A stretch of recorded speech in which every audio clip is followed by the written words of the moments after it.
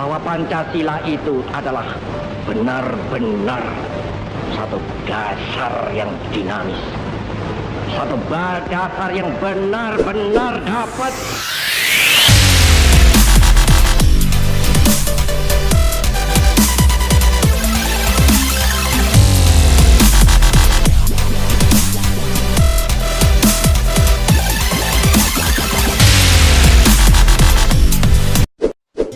Halo, perkenalkan nama saya Herman Sulistianto. Di sini saya mau menjelaskan tentang negara. Negara adalah organisasi kekuasaan yang berdaulat dengan tata pemerintahan yang melaksanakan tata tertib di atas orang-orang di daerah tertentu. Negara juga merupakan suatu wilayah yang memiliki suatu sistem atau aturan yang berlaku bagi semua individu di wilayah tersebut dan berdiri secara independen. Seperti diketahui, negara Indonesia mempunyai sejarah perjuangan yang luar biasa, di mana sebelumnya bangsa Indonesia harus melewati masa penjajahan dan menguasai tanah Indonesia. Meskipun sampai berada abad, bangsa Indonesia tidak tinggal diam dan berusaha bangkit untuk merebut kemerdekaan. Dalam hal ini, seluruh bangsa Indonesia bersatu melawan penjajah sehingga bisa menguasai kembali tanah Ibu Pertiwi. Para tokoh-tokoh pemerintahan pun melakukan berbagai macam strategi untuk membuat Indonesia merdeka dan bisa berdiri menjadi suatu negara utuh dan mandiri. Meskipun begitu, memang tidak mudah bagi bangsa Indonesia untuk membuktikan ke negara lain bahwa Indonesia sudah memenuhi beberapa hal yang menjadi unsur-unsur negara yang dapat berdiri sendiri, mulai dari adanya rakyat, wilayah, juga pemerintahan yang berdaulat. Bukan hanya itu, Indonesia juga harus mendapat pengakuan dari negara lain yang menyatakan bahwa Indonesia layak sebagai negara yang mandiri. Lalu apa saja yang termasuk unsur-unsur negara? 1. Melaksanakan penertiban. Fungsi negara yang pertama adalah fungsi pengaturan dan ketertiban. Fungsi ini sangat penting, terutama dalam mencegah bentrokan-bentrokan maupun pertikaian dan penyebab tawuran yang mungkin timbul dalam masyarakat yang menjadi salah satu faktor penghalang proses tercapainya tujuan-tujuan negara. Fungsi 2. Fungsi kemakmuran dan kesejahteraan. Fungsi ini semakin penting seiring berjalannya waktu, terutama bagi negara yang menganut paham negara kesejahteraan. Maknanya negara berupaya agar masyarakat dapat hidup dan sejahtera, terutama di bidang ekonomi dan sosial masyarakat. Untuk itu, negara melakukan berbagai macam upaya seperti pembangunan di segala bidang serta berusaha untuk selalu menciptakan kondisi perekonomian yang selalu stabil. 3. Fungsi pertahanan dan keamanan. Fungsi ini diperlukan untuk menjaga kemungkinan terjadinya serangan dari luar. Fungsi negara yang satu ini sangat penting karena menyangkut keberlangsungan sebuah negara tersebut. Negara wajib mampu melindungi rakyatnya, wilayah dan pemerintahannya dari berbagai ancaman, tantangan, serangan, dan gangguan baik dari dalam negeri maupun dari luar negeri. Maka dari itu penting bahwa negara dilengkapi dengan alat-alat pertahanan. 4. Fungsi keadilan. Fungsi negara ini dilaksanakan oleh badan penegak hukum, khususnya badan-badan peradilan. Negara harus dapat menegakkan hukum secara tegas tanpa adanya unsur kepentingan tertentu menurut hak dan kewajiban yang telah dikontribusikan kepada bangsa dan negara.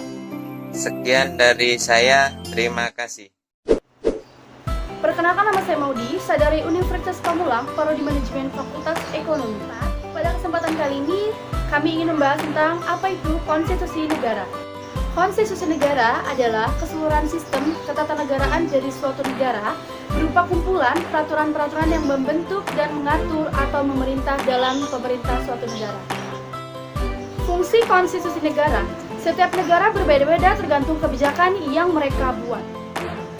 Tujuan konstitusi adalah bertujuan untuk memberikan pembatasan sekaligus pengawasan terhadap kekuasaan politik, melepaskan kontrol, kekuasaan, dan penguasaan sendiri. Bisa juga memberikan pelindungan terhadap hak asasi manusia yaitu HAM, dan juga memberikan batasan-batasan ketetapan bagi para penguasa dalam menjalankan kekuasaannya.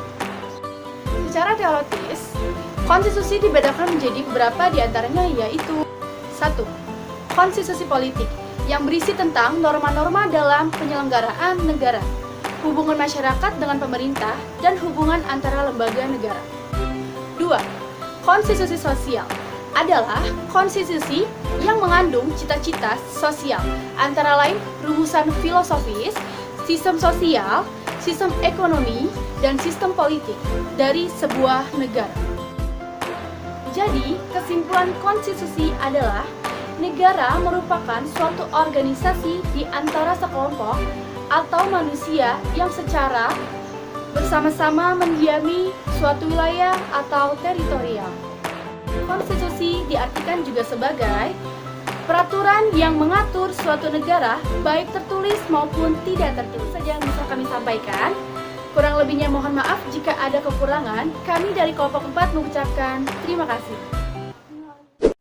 Halo teman-teman, saya Veronica Ting. Di sini saya akan menjelaskan hubungan antara negara dengan konstitusi. Apa sih yang membuat keduanya ini saling berkaitan satu sama lain?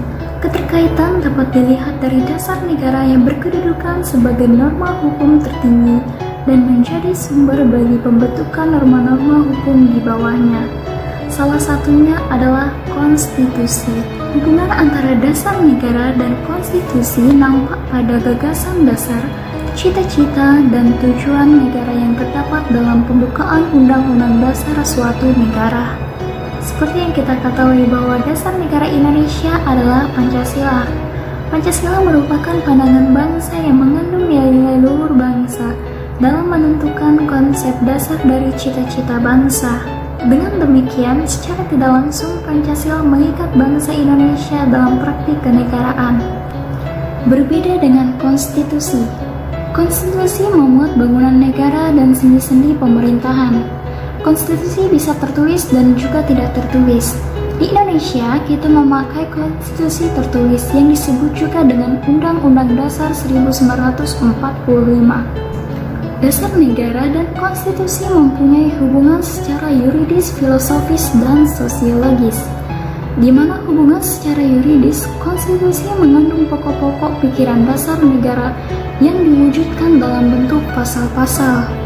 Sedangkan secara filosofis, konstitusi didasarkan pada filosofi bangsa yang berakar pada budaya bangsa. Dan secara sosiologis, konstitusi dapat menampung nilai-nilai yang berkembang di masyarakat. Konstitusi sangat erat hubungannya dengan negara, karena konstitusi lahir merupakan usaha untuk dasar negara. Jadi, melaksanakan konstitusi sama dengan juga melaksanakan dasar negara. Hubungan dasar negara dan konstitusi di Indonesia dapat kita lihat dari hubungan antara sila-sila Pancasila yang termuat dalam batang tubuh Undang-Undang Dasar 1945. Konstitusi di Indonesia dibuat untuk mencapai tujuan yang berdasarkan pada nilai-nilai Pancasila yang sebagai dasar negara Indonesia. Tampak bahwa begitu banyak tujuan, manfaat, dan kegunaan konstitusi bagi suatu negara, khususnya bagi negara Indonesia, yaitu untuk mewujudkan suatu cita-cita luhur bangsa Indonesia.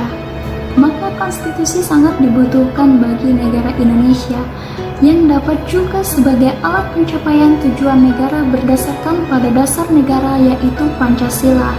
Oleh karena itu, dengan adanya konstitusi, maka pengaturan dalam negara akan berjalan dengan baik, lancar, dan tertata, sehingga dinamika dan proses pemerintahan negara dapat dibatasi dan dikendalikan, serta dapat mewujudkan kehidupan dalam negara yang dinamis dan terkendali untuk kepentingan bersama.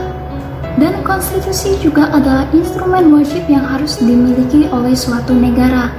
Tanpa konstitusi, negara tidak akan berjalan dengan baik, karena arah dan perjalanan suatu negara ditentukan oleh konstitusi itu sendiri.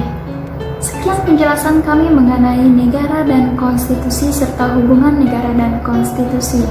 Semoga bermanfaat. Terima kasih telah menonton. Sampai jumpa.